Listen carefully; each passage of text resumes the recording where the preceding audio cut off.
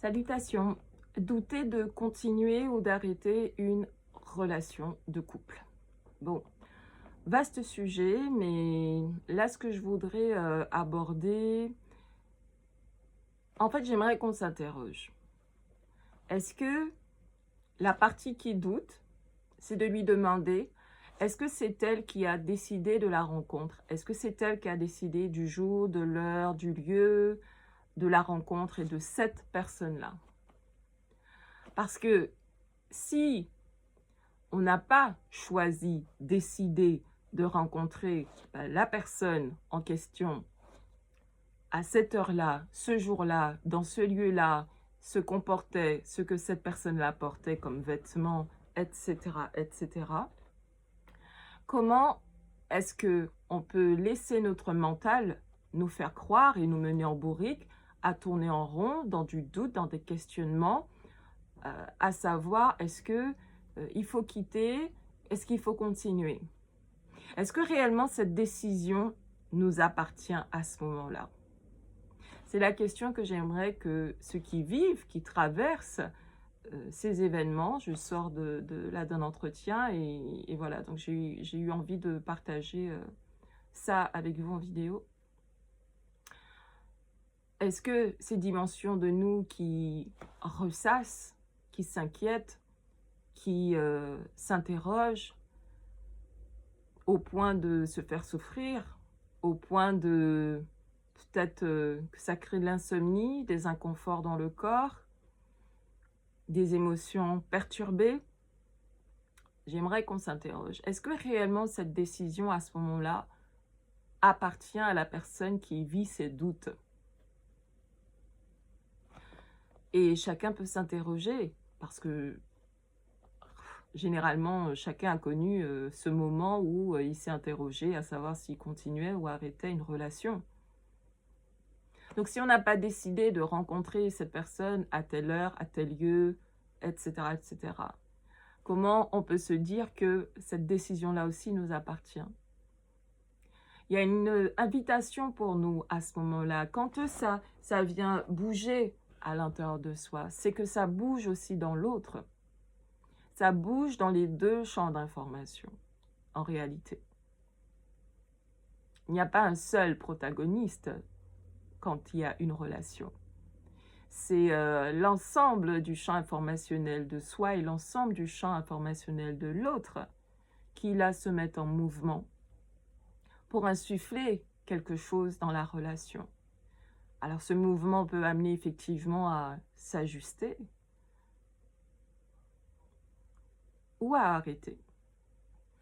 Parce que, tout simplement, les intégrations qui étaient possibles dans cette relation sont terminées, ou en tout cas, il y a une exploration autre à mener. Et donc, comprendre cet aspect-là, de cette notion de... Voilà, je sais qu'il y a toujours, pour beaucoup de personnes encore, une ambiguïté avec la question du libre arbitre, où on a l'impression que c'est nous qui décidons, c'est nous qui... Voilà, c'est nous qui décidons. Bon, on a l'impression que c'est nous qui décidons le moment où justement cette interrogation se pose. Mais j'aimerais juste qu'on se dise, mais est-ce que réellement nous décidons? Et nous décidons de quoi en fait? Combien de choses dans notre vie se passent, arrivent, sans même que nous puissions le savoir en amont en fait? C'est quasiment tout le temps comme ça.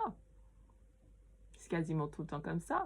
Alors, il y a ce que, oui, on décide dans le sens de nos habitudes. Voilà, si on a l'habitude de manger une fois par jour, bon voilà, on va manger une fois par jour. Mais si l'être à l'intérieur de nous qui sait que ce jour-là, eh bien, ça va nous faire manger 2 fois par jour parce que cette deuxième fois-là à laquelle on va manger, il y a un autre processus qui se produit, eh bien, on mangera 2 fois par jour. Vous voyez? Bien. Donc, il y a une juste mesure à avoir par rapport à ce doute qui peut être là, ces questions qui peuvent être là. Et j'en souris, mais je sais que c'est pas drôle du tout pour l'avoir déjà vécu.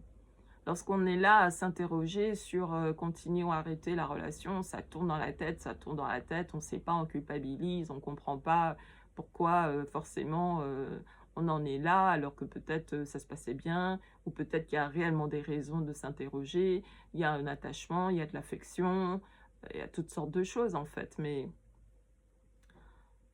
si vous vivez du doute face à cette question, pour moi, c'est vraiment de vous demander si vous êtes la personne qui a décidé à ce moment-là de rencontrer cette personne tel jour, telle heure, tel lieu, etc., etc.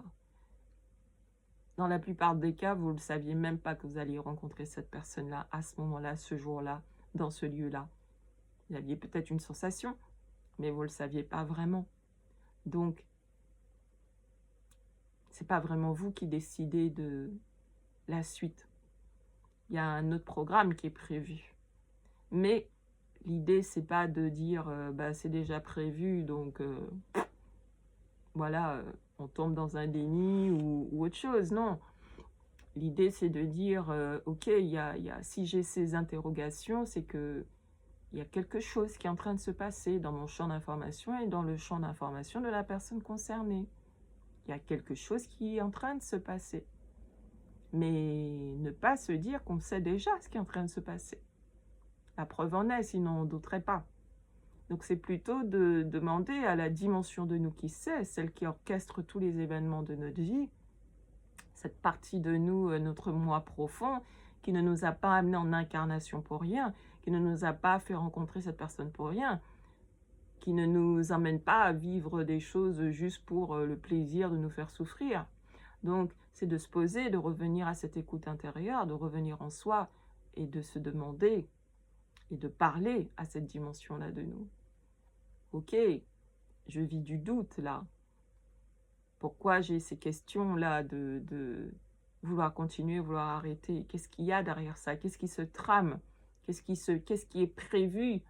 Donc d'exiger que ce qui est pour l'instant voilé, occulté à votre regard, eh bien se dévoile, se révèle. Et l'information va venir. L'information va venir, soit que là, à ce moment-là, vous allez avoir une certitude intérieure de ce qu'il faut faire, peu importe le sens, soit via l'extérieur, l'information va venir, de toutes les manières. Donc, pour moi, ce qui est important, c'est pas de vous demander, et c'est pas de se demander, je continue ou j'arrête. C'est de demander à soi intérieurement, ok, pourquoi je vis ça là? Pourquoi je vis ce doute? Qu'est-ce que ce doute trame? Qu'est-ce que ce doute cache? Et d'avoir la volonté de savoir. Et d'exiger des réponses à l'intérieur de soi. Et de continuer à exiger jusqu'à ce qu'on sache avec certitude de quoi il s'agit. Faire ça, ça évite de commencer à rentrer dans quelque chose où on rentre dans l'inconfort avec l'autre, où on commence à s'isoler, on n'a plus trop envie de parler, où on commence à interpréter les choses d'une manière à décoder les comportements de l'autre, etc. Et là commence un jeu émotif, un jeu d'interférence qui vont s'en donner à cœur joie pour pomper de l'énergie. Et là que ça va y aller, les pensées, ça va y aller. Et là, on se retrouve à tourner en bourrique, tourner en rond par des forces en nous, aider des forces de l'autre. Et finalement, ça va amener quelque chose dans la relation qui était peut-être même pas ce vers quoi ça allait au moment où ce mouvement s'est présenté, en fait. Donc, c'est très important de plutôt interroger sa dimension de soi qui sait, donc d'interroger ces espaces intérieurs de « Ok, qu'est-ce qui est prévu? Pourquoi je vis du doute? Pourquoi je ressens ce que je ressens là maintenant? Voilà, je veux savoir qu'est-ce qui est prévu, qu'est-ce qui se met en mouvement. » Voilà ce que je voulais partager. C'était Olivia Mello, consultante en harmonisation relationnelle. Au plaisir et bon courage.